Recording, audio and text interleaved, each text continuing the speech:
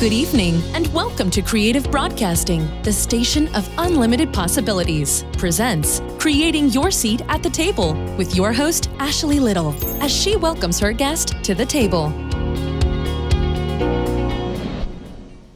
Welcome to Creating Your Seat at the Table. I am your host, Ashley Little. A little bit about me: corporate professional by day, entrepreneur by night, two-time best-selling author, host of Authors on the Rise, speaker, co-host of the Tammy Collins Marquee Radio Show, co-founder of Sweetheart Scholars Nonprofit, owner and creator of Creative Broadcasting, co-founder and owner of Talk Radio and TV Network, LLP, vice president of sales and marketing for Melanie People Magazine, and blogger and media for Black Women Hustle. Today we have a special VIP guest. His name is Jason Perry. A little bit about him. Jason is the founder of Communication with You in Mind, LLC, a communications consulting company. Jason uses communication as a springboard to equip youth, career professionals, organizations, and teams with the skills and awareness needed to achieve optimal outcomes. Before devoting his work to Communication with You in Mind full-time, he served as a nonprofit marketing and communications coordinator, family support coordinator for 10 interconnected out-of-school time programs, and served as the Director of Operations and Strategic Partnerships for an education advocacy nonprofit. He has a BA in Journalism and Mass Communication, a MS in Leadership and Organizational Change, and certified DISC in Value Communications Coach.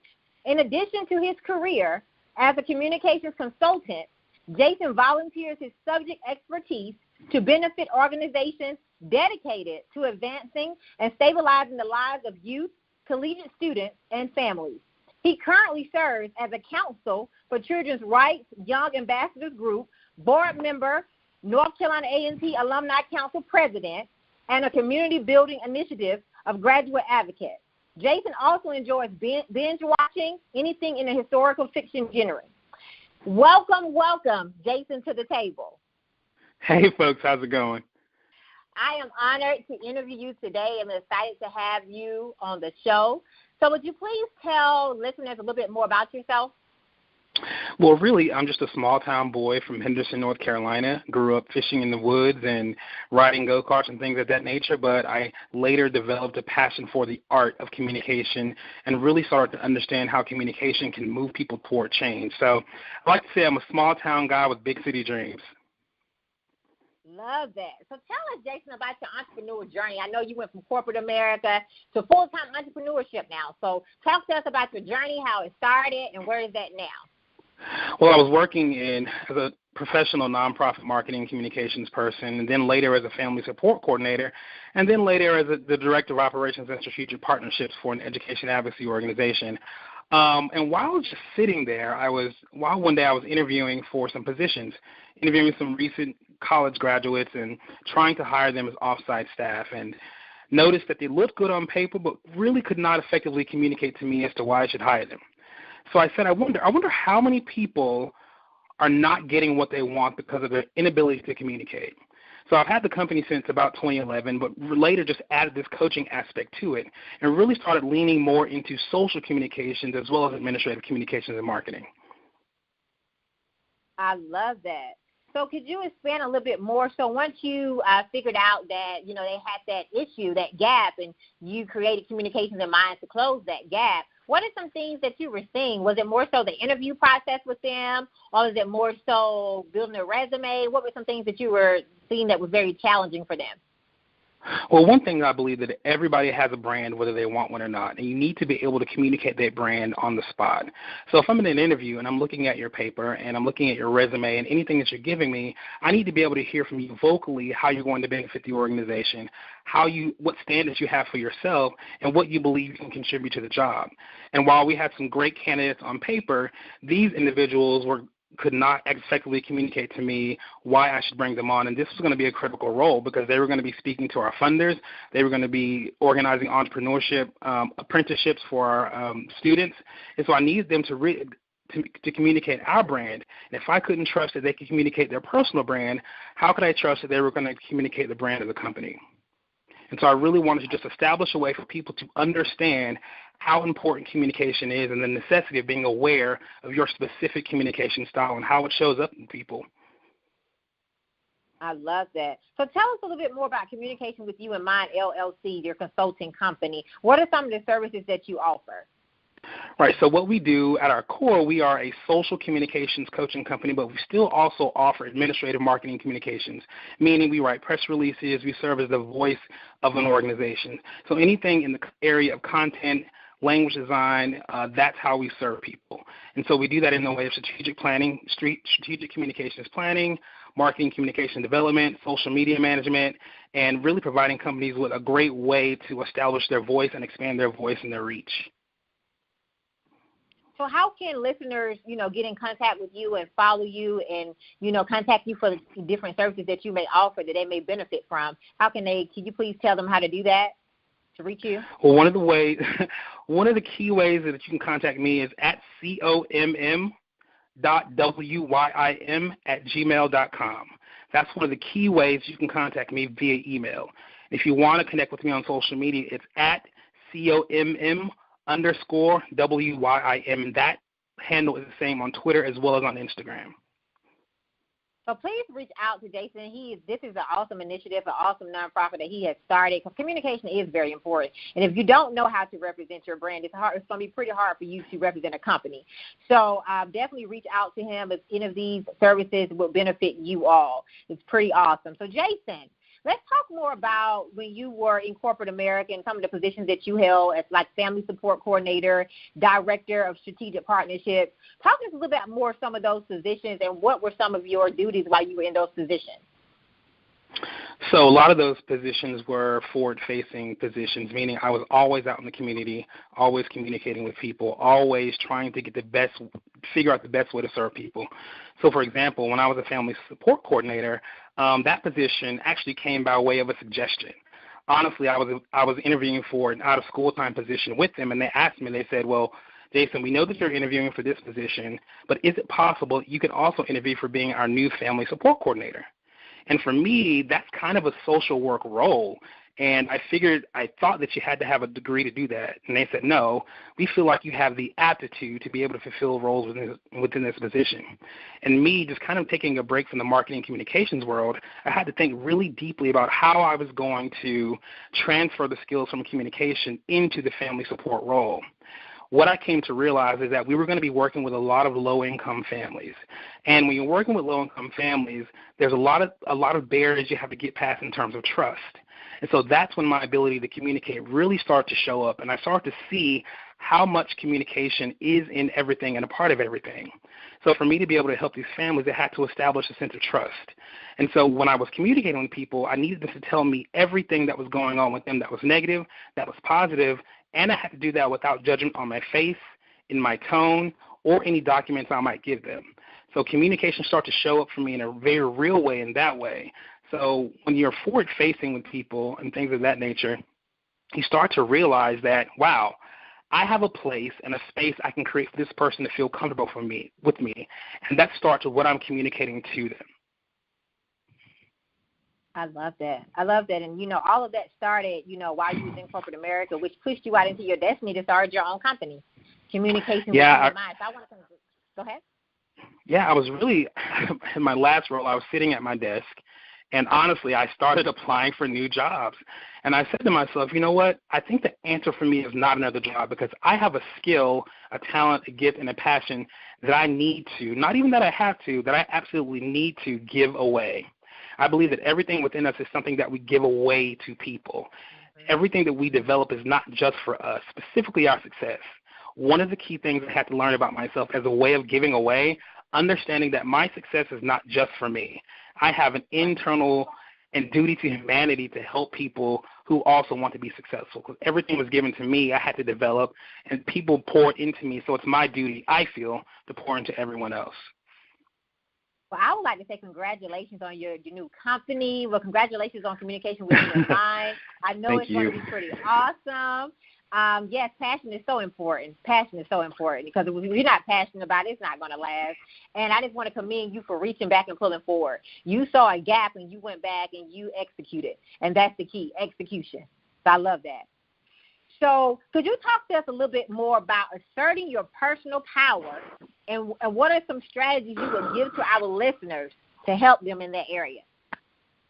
You know, it's funny when you asked me about asserting your personal power. When I talked about that interview with those recent college grads, that's one of the interview questions that I asked. I asked them, how do you assert your personal power? Because there's going to be some things that show up in front of you that you're going to have to make some moral decisions, some things that will challenge your very character. And so some of them couldn't answer that question. I realized, I said, well, that's a question people need to be able to answer, because before you go into any place, you're carrying some things with you internally, and those things need to be able to show up when you need to be protected from things that challenge your character and challenge your value. So before we talk about personal power, understand that power comes from within, and it's not about anybody else but you. Power is about you. So, and what you'll learn about personal power is that a lot of people have developed different definitions about personal power, but leaning onto that word and leaning into that word personal, I developed my own definition.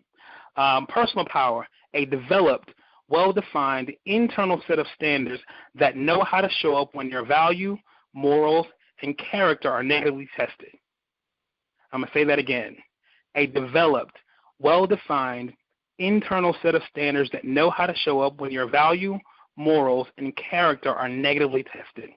And also, you need to have a list. You need to understand what these things look like for you. What does that mean for you? Now, that's my definition. You may develop your own definition, and you may lean into that. But I also want to give you some strategies on your way to developing your own personal power. 1, recognize moments when you're most powerful and recreate that in some small way every day. 2, develop some intolerables. That means a list of things that you're just not going to deal with, a list of things that you're going to say yes to, a list of things that you're going to say no to. Those things will be a guidepost for you as you start to be challenged out in the world every day. 3, become aware of what emotions you experience when you are negatively challenged so you can control them when it comes time to assert your personal power. I think for me, things often become visual. So I write a lot of lists down. So instead of just talking about what personal power is, I had to recognize for myself, well, what is my definition of personal power? Where do I create power? And how much more do I need to pay attention to that so that I can recreate it every day in some small way? Because the truth is, you never really know when a challenge is going to show up to test you. So you always need to be prepared when you need to be assertive. And I talk a lot about emotions because sometimes you'll go into a challenging meeting, you have to have a difficult conversation with your boss, and sometimes your emotions can take the place of the message you're trying to convey. Then you leave the office in a state of disarray because you weren't able to communicate enough to get your message across. And your emotions became what all your boss remembered and not your concern. So being in control of those things is key.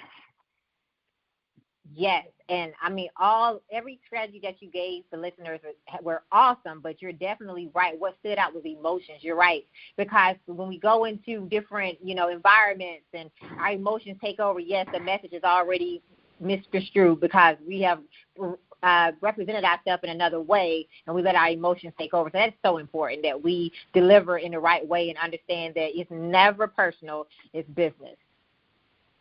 Exactly. So, Jason, we talked about asserting our personal power, but what are some strategies you would give to listeners to help them become better communicators? That's a big one. A big one is communication. So with our company and what we do, we talk a lot about awareness and understanding how you communicate. So one of the things I want to start with is talking about nonverbal communication. Really, studies support that that's how we communicate most of the time. What's not said is often what's most communicated. I'll give you an example. For me, I had to start being aware of my face in meetings. I had bosses that would tell me, Jason, you don't say a whole lot in meetings, but your face says everything. Communication starts in how we react non-verbally in the face of what we say.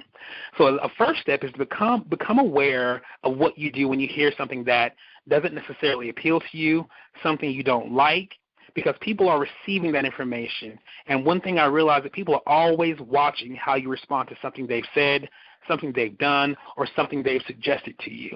So I would suggest that people just start paying attention to your nonverbal communication, how you use your hands, how you use your face, deep sighs, all those things come into play. That's the first place to start. And then in terms of being aware of communication, understand who you're communicating to and start to adapt that communication style to that person. Now, I'm not asking you to change yourself. I'm asking you to adapt to your audience. If I'm going to speak to, for example, a school full of third graders, I may take out some of my $10 words I would use in a college setting. They may not understand it. That is some of the first parts of communication, but the most important part is becoming aware of your communication style. And there are several ways you can do that. There are different tests you can take. You can come to one of Communication with You and Mine's workshops. We go through everything of what communication is, what it looks like, what it's not. And believe it or not, there is a model for communication, and understanding that communication is also a transaction. That is the giving and receiving. So often people think of themselves as just talkers, but understand that communication is something you give and something you receive. But communication doesn't happen without understanding. A message can get stopped right in the middle if you're not communicating the right way. So I think there is a lot of strategy you can take, but the most important thing you can do is become aware of how you're communicating and what you're communicating and what you intend to communicate also. I love that. Communication is a transaction, something you give and receive. So that's an awesome takeaway for all of us to make sure we take note of. And listening. We have to listen to understand. That is so important with communication. Absolutely. That's one of the keys. So let's talk about failure, Jason. You've done a lot of great things, amazing bio. What has failure taught you? Failure taught me humbleness. Failure taught me never to give up. And also failure taught me how much endurance I actually have. I think failure is one of those tests that, we can either learn from it or give into it. We can stay in a failing state, or we can use that failing state to empower ourselves. And honestly, when you talk about failure, that's one of those places where you start to grab and hold on and develop those moments of personal power. And sometimes personal power and failure go hand in hand. They show up in spaces when it's just you alone in your house, when it's you in your car. Those moments of when you start to doubt yourself because something didn't go the right way, and also those moments where you say, well, this didn't work out. Let me just stop it altogether. I would ask you, when you fail something, ask yourself, it failed this way. Is there another way I can be successful at that thing? Is there another way, another approach, another metric of success, another way that I can be a solution to my own failing? And I think we live in failure, and we often start to look at failure as a title and not a situation. And so I really want people to understand that failure is to teach you something. And if you're paying attention to your life, you'll start to recognize moments why you failed. Why you failed. Not that you failed, but understand why you might have failed. But don't live in failure. That's important. That's important. That's key. I can't talk about that enough. And even in communication is in that, because what you start to communicate to yourself in failure can either advance or limit the type of successes you want to make. Yes, because our words are so powerful. What we tell ourselves and how we talk to ourselves on a daily basis is so important, because you're right, it will determine your destiny, what you seek, right? And a lot of us don't like to be uncomfortable, not understanding that rejection is part of the process and failure is part of the process. But it's not failure, it's a lesson. So you're right, it teaches us something. So when we're down there, we got to be able to dust ourselves off and get back up and do it again. But if we're going to make another mistake, don't make the same mistake. Make another one, but learn from it. Exactly. So what did success teach you? Repeat that for me. What did success teach you? Oh, success. Again, success is one of those things that I know that I'm meant to give away, and I know that it's not just for me. And I realize that success for me is helping other people become successful. One of the things I had to do was develop a life's objective around success. What is my life's objective? What do I want to do every day for people? And that is motivate people toward positive changes. So for me, when I get to do a workshop for people, when I'm on the phone with you now, to me, that is what I define as success, living a life that helps people. Yes, because that's true success when you're reaching back and pulling forward and helping somebody else get to the next level. That's when you're successful. So I love that. So what can we expect, Jason, from you in the future? I know that you have a lot of great things going on. I know you move in silence, but what can you share with the listeners of what you have going on for the rest of 2019? So what we know about communication with You in Mind is that at our core, we like to get messages out. We like to get messages out of people, messages out of organizations, but more so helping them understand what message they are sending. So, drum roll, please. We are launching in 2019 a YouTube channel show where we are collecting the stories of people from around the country and just really trying to dive deep into their journey, how they got to where they are, what they give away to people, and really helping them unpack what their why is, what motivates them to get up every day. So I'm not going to release the name just yet because we're still in development, but we just shot our first episode in Atlanta this past weekend, and I'm really excited about that YouTube show because I believe that the more stories we can tell, the more commonality we can create, the more connection we create, and the more support we gain. Also, I'm launching a youth leadership program. I'm going to hold on to the name of that as well. That program is going to be geared toward 3rd through 8th graders. We're going to be equipping early 3rd graders through middle school with the skills that I'm talking about now. I asked myself, I said, what if kids had the skills that some of us didn't learn through college starting in 3rd grade? How much more productive citizens, college students, and people would they be if they knew how to get in front of an audience and navigate their own learning, develop their own workshop, and just really be pilots of their own success? You know what? Super congratulations. This is amazing, Jason. Congratulations on your YouTube show. That is pretty awesome. And also congratulations on your leadership program. Giving back to our younger generations because they need it. They need that.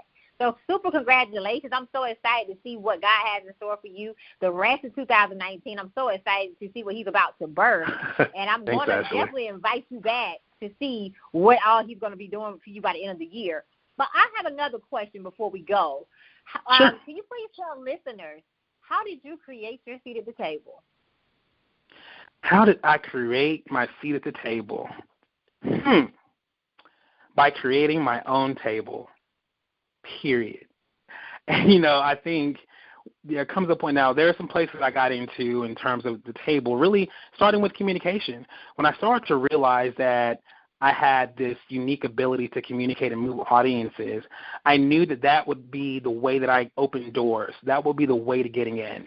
So understanding what I was communicating to myself and being aware of that, but really my big table is at some point you're going to have to recognize how am I creating my own table. And sometimes that can be a tangible table, sometimes that can be internal. Creating your own table has to be first an internal thing, because if you don't believe you're supposed to be there, everyone else is going to believe you're not supposed to be there as well. Again, that also is something you communicate. So creating your own table is more so a state of being. Like, I am here, I deserve to be here, and I work to be here. Start telling yourself that and start showing that in how you move throughout life. Awesome. Create your own table. Absolutely. Don't wait for anybody to give you anything. Create your own table. Create your own opportunities. I love that.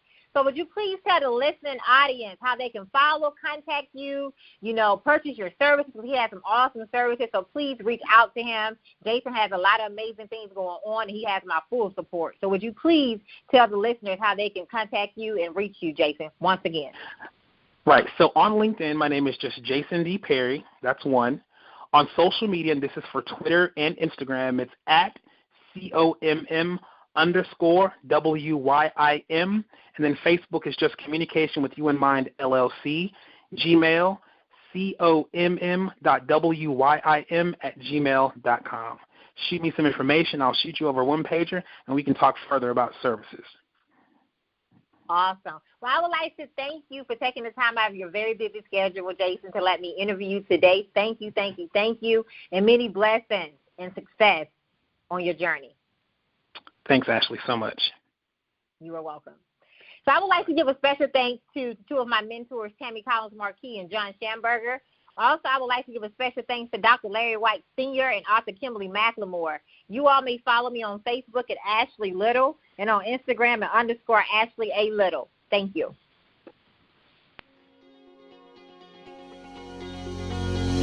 Thank Thank you for tuning in to another episode of Creating Your Seat at the Table, where Ashley speaks with corporate professionals, celebrities, entrepreneurs, authors, and speakers who are transitioning or have transitioned to entrepreneurship.